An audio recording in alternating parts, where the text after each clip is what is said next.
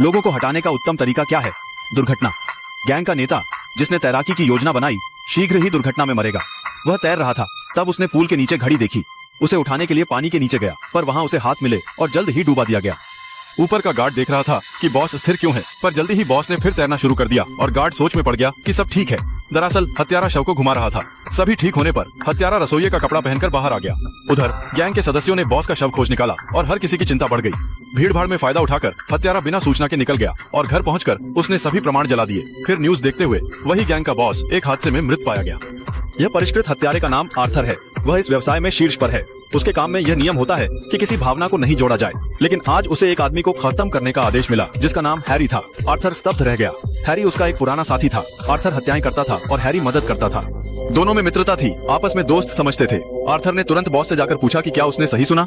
Boss ने जवाब दिया कि हाल में 5 एजेंटों को मिशन पर भेजा गया और वे सभी मर गए। उसे लगता है संगठन में विश्वासघाती है। जब हैरी की हाल की बैंक गतिविधियां देखी तो उसने पाया कि उसमें $20 मिलियन जमा किए गए थे, जो यह साबित करता है कि हैरी ने संगठन को धोखा दिया था। हैरी को मरना होगा। आर्थर ने बहुत सोच समझकर आखिरकार इस रात उसने हैरी को फोन किया और उसे भागने को कहा। आर्थर ने हैरी को निर्देश दिए, वह कैंची और बंदूक ले, पहले बिजली काटे, फिर आपातकालीन लिफ्ट से नीचे जाए और अंत में सीढ़ियों से भागे। निर्देशों को मानते हुए हैरी पार्किंग में पहुंचा, लेकिन अचानक उसने देखा कि उसकी कार खराब कर दी गई थी तथा महसूस किया कि आर्थर उसे नहीं छोड़ने वाला था। आर्थर उसे कार चोरी के आरोपी के रूप में बताने के लिए, निगरानी से बचाने के लिए ऐसा कर रहा था। वह कोई प्रतिकार नहीं कर सका और उसने अपनी बंदूक आर्थर को दी। आखिरकार एक गोली से हैरी मारा गया। जल्द ही हैरी की मौत की खबर उसके बेटे स्टीव को मिली। वह एक बेकार जवान था जो हर दिन शराब पीता और उधम मचाता था। पिता की हत्या की खबर के बाद वह अत्यधिक दुखी और क्रोधित हो गया। उसने पहली बार आर्थर से मिलने और उसे हत्यारा बनाने की प्रशिक्षण देने का आग्रह किया। स्टीव के कड़े निर्णय को देखकर और पुराने साथी हैरी की तस्वीर को देखकर आर्थर को अपराध बोध हुआ। अगले दिन उसने स्टीव को हत्यारे की तकनीकें सिखाने का वचन दिया। पहले हथियार की शिक्षा, राइफल, हमला राइफल, शॉटगन, स्नाइपर राइफल, सब कुछ सीखना था।